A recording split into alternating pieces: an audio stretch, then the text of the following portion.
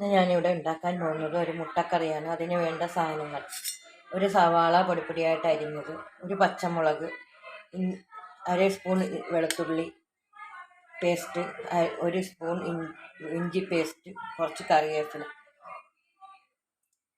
ഒരു സ്പൂൺ മുളക് പൊടി, 1.5 സ്പൂൺ മല്ലിപ്പൊടി, അര സ്പൂൺ മഞ്ഞൾപ്പൊടി, അര സ്പൂൺ കുരുമുളക് പൊടി, അര സ്പൂൺ ഗരം മസാലപ്പൊടി.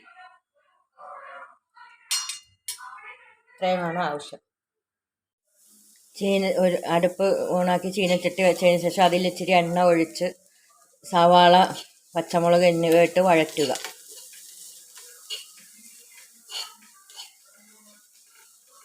അതിനുശേഷം ഇഞ്ചി വെളുത്തുള്ളി പേസ്റ്റ് ചേർക്കുക.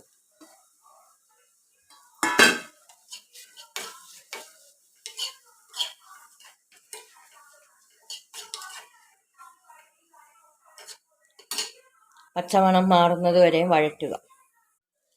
അതിനുശേഷം പൊടികൾ ഇട്ട് കൊടുക്കുക. പൊടികളിട്ട് വഴറ്റുക. കുറച്ച് വെള്ളം ഒഴിച്ചു കൊടുക്കുക.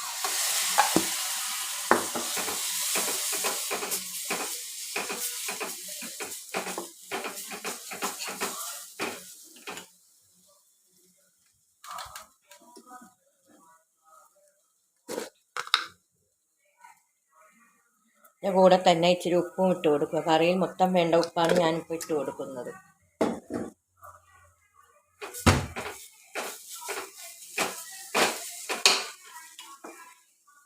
കുറച്ചും കൂടെ വെള്ളം ഒഴിച്ച് തീ കുറച്ച് വെക്കുക.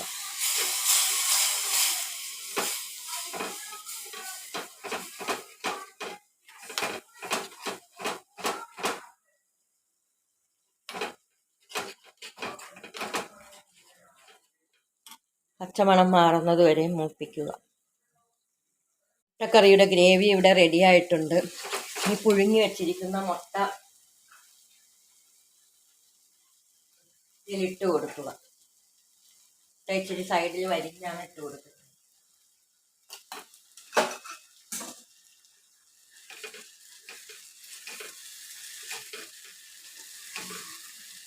രണ്ട് മിനിറ്റ് ഇങ്ങനെ വെച്ചതിന് ശേഷം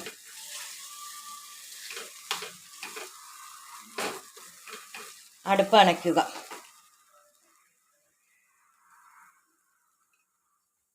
ഒരു സർവിങ് പാത്രത്തിലിട്ട് മാറ്റുക.